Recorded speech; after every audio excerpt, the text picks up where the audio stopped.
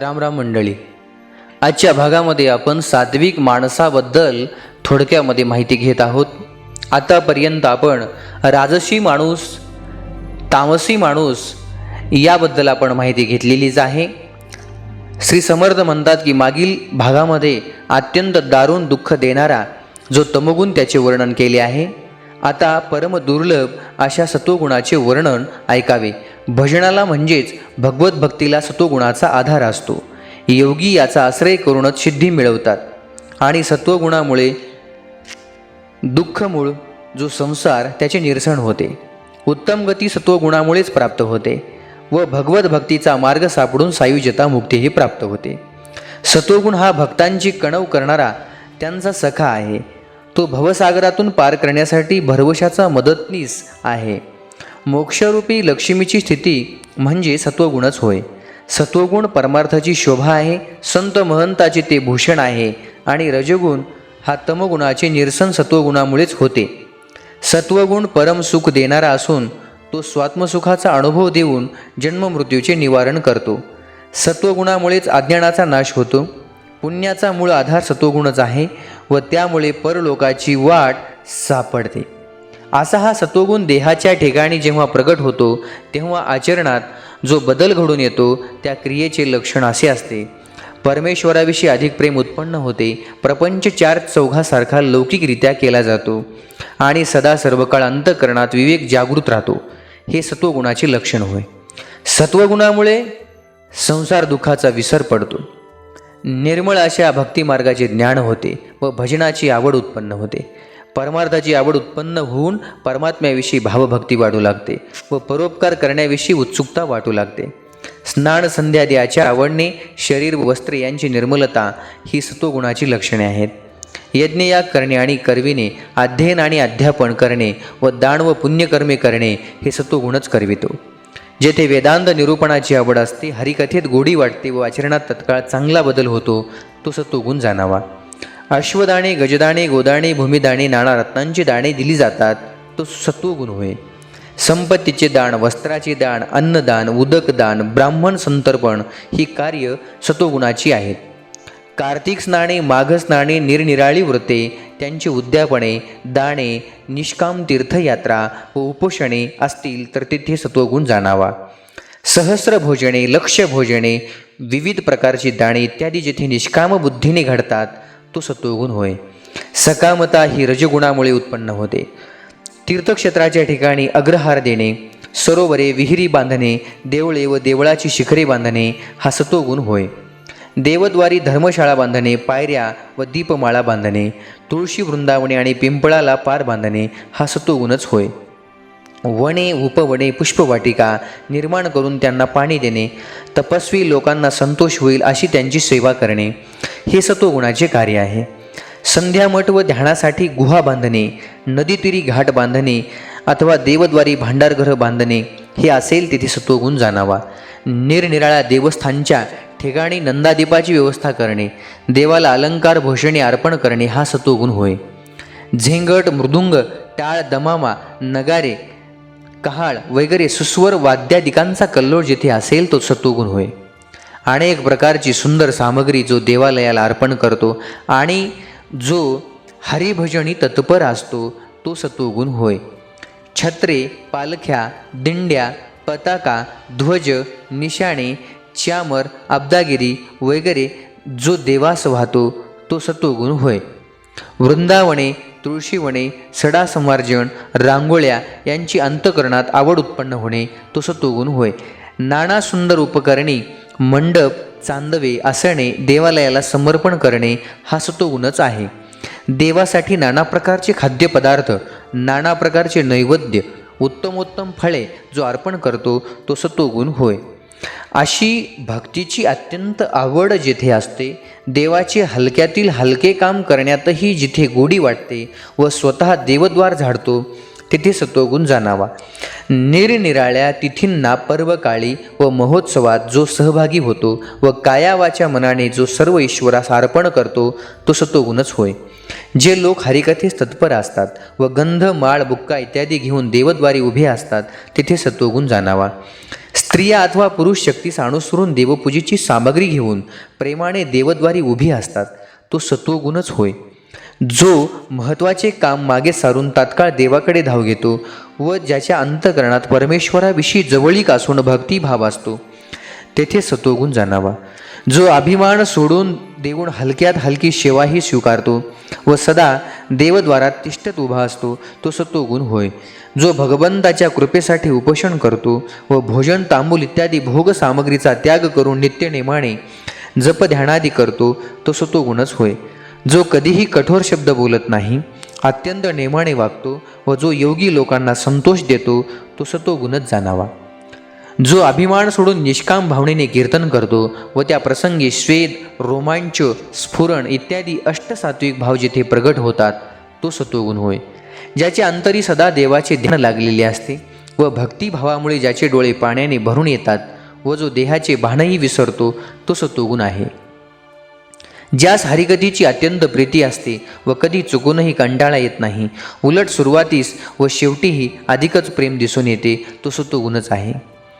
जो मुखाने भगवंताचे नाव उच्चारतो, हाताने टाळ्या वाजवतो, आनंदाने नाचतो, नाचत नाचत भगवंताचे गुणानुवाद व ब्रिदावळी गातो, तसेच भगवत भक्तांची पायधूळ आपल्या मस्तकी धारण करतो, तो सत्वगुण होय. ज्यायोगे देहाभिमान नष्ट होतो, विषयासंबंधी वैराग्य वाढू लागते आणि माया मिथ्या हे कळू लागते, तो सत्वगुण जाणावा. या भवसागरातून तरुण जाण्याचा काहीतरी उपाय करावा. या संसारात गुंतून काय होणार आहे असे अंतरंगात तीव्रपणे जेव्हा वाटू लागते, तेव्हा तो सत्वगुण समजावा. प्रपंचाच्या योगी मन त्रासून जाते व काहीतरी भगवत भजन करावे असे ज्ञान अंतःकरणात स्फुरण पाहू लागते, तो सत्वगुण होय. आपापल्या आश्रमात असता जो अत्यंत आदराने नित्यनेम पाळतो व ज्याचे चित्त अत्यंत प्रेमाने सुद्धा भगवंताची चरणी जडलेले असते, तो सत्वगुण जाणावा. ज्याला प्रपंचाचा अत्यंत वीट येतो व जो सदा परमार्थाच्या निकट असतो व संकटकाळी जो धैर्य धारण करतो, तो सत्वगुण होय. जो सदा सर्व काळ विषय भोगाविषयी उदासीन असतो, विविध भोगाविषयी ज्याचे मन विटलेले असते व ज्यास भगवत भजनच सर्व काळ आठवते, तो सत्वगुण जाणावा. ज्याचे मन कोणत्याही दृश्य वस्तूवर आसक्त होत नाही, मनात जो अखंड भगवंताचे स्मरण करीत असतो, असा ज्याचा भक्तिभाव दृढ असतो, तो सत्वगुण होय. ज्याचे भगवत प्रेम पाहून लोक त्याला वेडा समजतात, पण त्याचे भगवत प्रेम अधिकाधिक वाढतच असते. भगवत भक्तीचा निश्चय ज्याच्या अंतरी दृढ ठसलेला असतो, तो सत्वगुण जाणावा.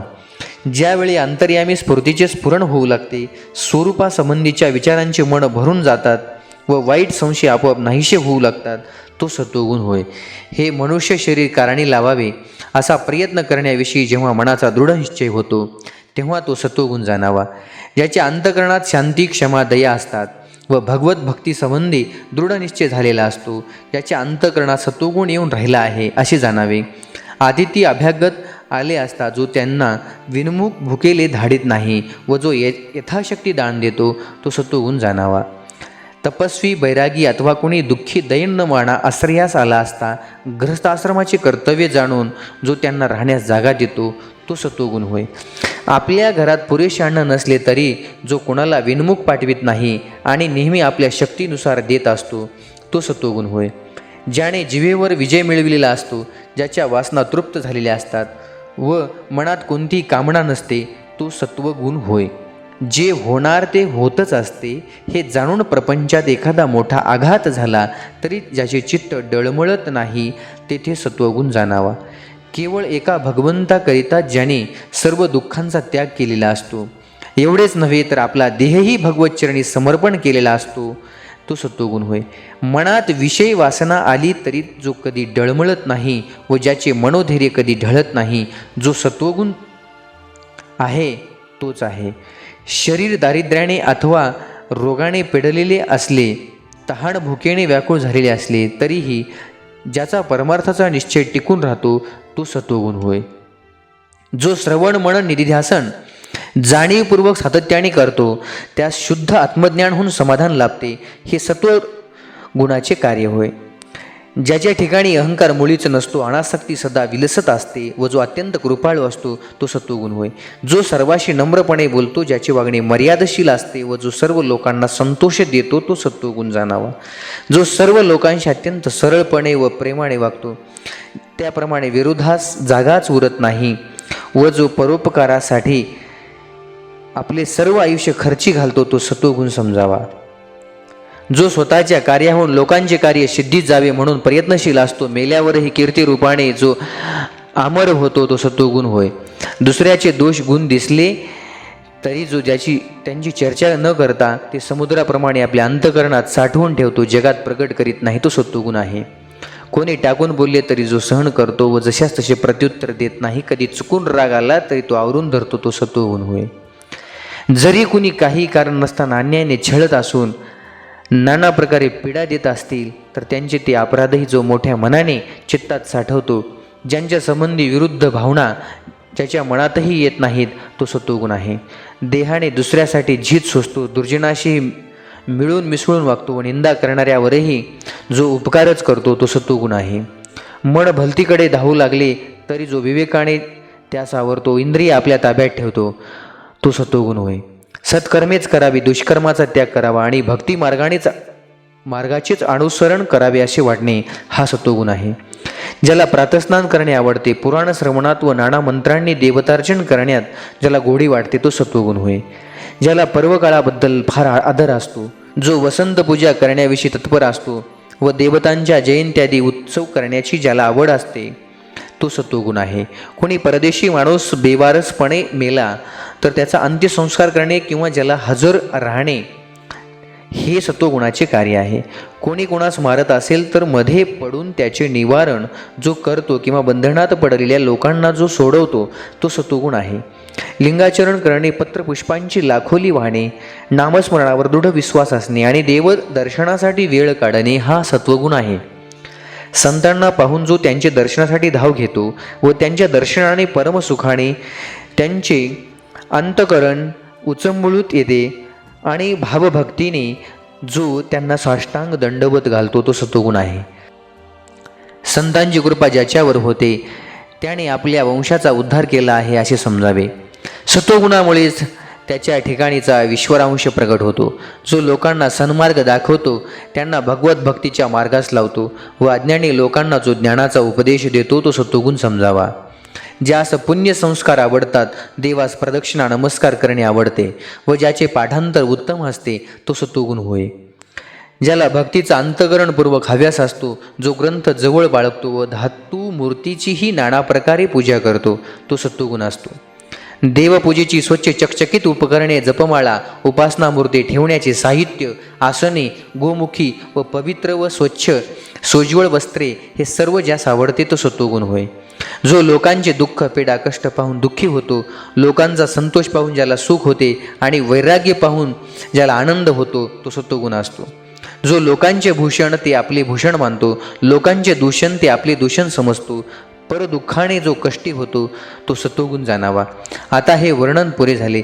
थोडक्यात असे म्हणता येईल की ज्याचे चित्त देवाधर्माचे ठिकाणी जडलेले असते आणि जो निष्काम भावनेने भगवत भजन करतो, तो सत्वगुण होय.